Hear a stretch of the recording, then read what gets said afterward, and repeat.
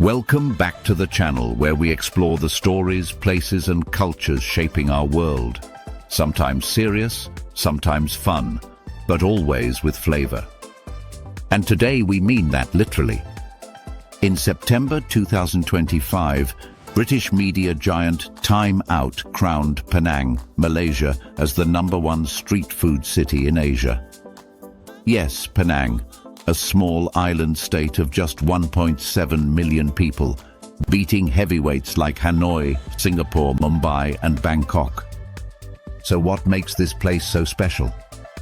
How does a city with fewer skyscrapers than Singapore and far fewer tourists than Bangkok walk away with the crown? Let's dig in. The ranking. Who, what, when? Time Out's list of the 10 best street food cities in Asia was released in early September 2025. Penang came in first, followed by Hanoi, Singapore, Mumbai and Chiang Mai. According to Time Out's editors, the decision wasn't just about taste. They looked at variety, affordability, authenticity and cultural identity. In their words, if you had to pick just one city to eat street food in for the rest of your life, Penang is hands down the answer. For context, this isn't the first time Penang has made global headlines. CNN once called it one of the world's best food destinations. Lonely Planet praised its hawker culture as a must experience. But now, topping Asia's competitive street food scene, that's a whole new level. Why Penang? Diversity on a plate. Penang's food is a living museum of cultures. Centuries of migration turned this island into a melting pot. You've got Malay nasi lemak, Chinese Hokkien mee, Indian roti canai, and Peranakan Nyonya Kuey, all within a few streets of Georgetown. Signature dishes alone could win the award. Char Kuey Teow, smoky flat noodles with prawns, egg and Chinese sausage fried over roaring flames. Assam Laksa, tamarind-based noodle soup, once ranked 7th in CNN's World's 50 Best Foods. Roti Canai, that flaky, buttery flatbread locals tear apart every morning with dal curry. Penang Hokkien mee, prawn-based broth with noodles, egg and chili sambal. And the kicker? These dishes don't cost Michelin star prices.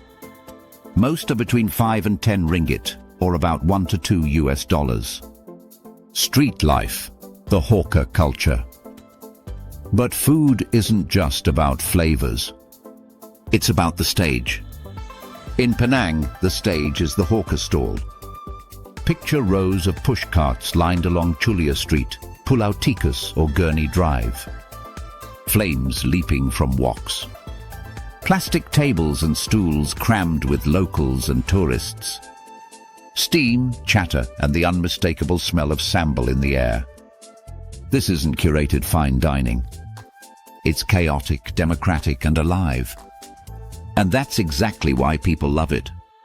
Every Penangite will tell you their favorite stall, but ask 5 locals, and you'll get 5 different answers. That diversity, that subjectivity, is the magic. There isn't one best Char Kuey Teow. There are 10, all with cult followings. Recognition and stats, the numbers behind the hype. This recognition from Time Out didn't come out of nowhere. Penang has been building its street food reputation for years. In 2022, the Michelin Guide finally landed in Malaysia, and Penang scored big. By 2025, 69 eateries in the state were included in the guide, everything from fine dining to humble stalls. That's an impressive number for such a small place. Tourism data backs it up. According to Malaysia's Ministry of Tourism, food is consistently cited as a top 3 reason international visitors come to Penang. Culinary tourism is a billion ringgit industry here. And remember that CNN travel poll? Their readers once voted Penang as having one of the world's best street foods.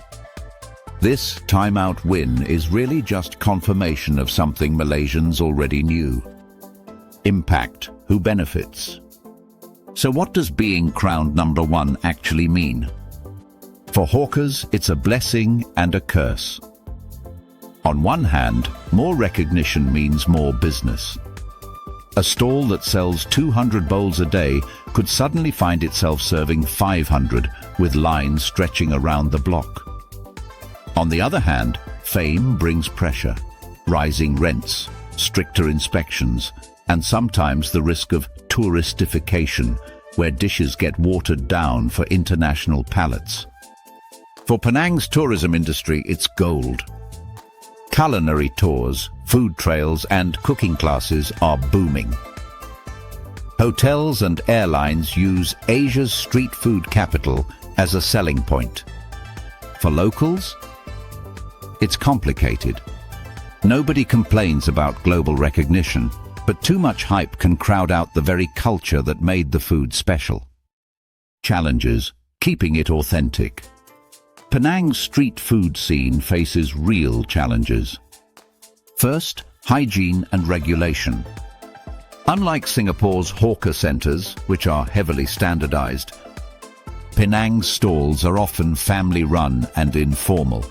That authenticity is the appeal, but it also makes regulation tricky. Second, generational shifts. Many legendary hawkers are in their 60s or 70s. Will their kids take over, or will the recipes fade away? Some already fear that hawker culture could die if younger generations choose white-collar jobs over wok frying. And third, gentrification. Georgetown is a UNESCO World Heritage Site which boosts tourism but also drives up rent. Some long-time hawkers have been priced out of traditional areas, so the crown comes with responsibility. Penang must find a balance, embrace the global spotlight without losing the gritty, smoky essence of its food culture. The bigger picture, why it matters: food is never just food.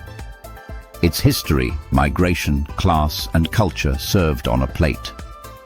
Penang's victory isn't just about taste buds. It's a reminder that in Asia's megacities, where Michelin stars and luxury dining grab headlines, there's still room for the humble street stall.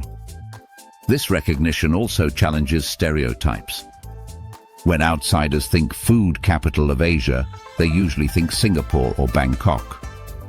But Penang proves that size doesn't always matter. Sometimes the most authentic flavors live in the small streets, not the big skyscrapers.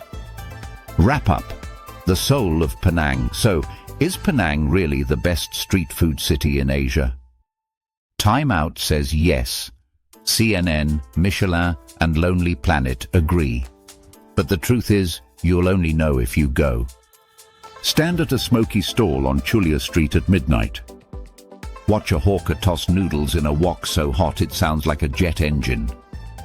Pay your RM7, sit on a plastic stool and take that first bite. That's when you'll understand why Penang wears the crown as Asia's street food capital. And if you enjoyed this journey into Penang's food scene, don't forget to like, share, and subscribe. We've got more stories from Asia and beyond coming your way.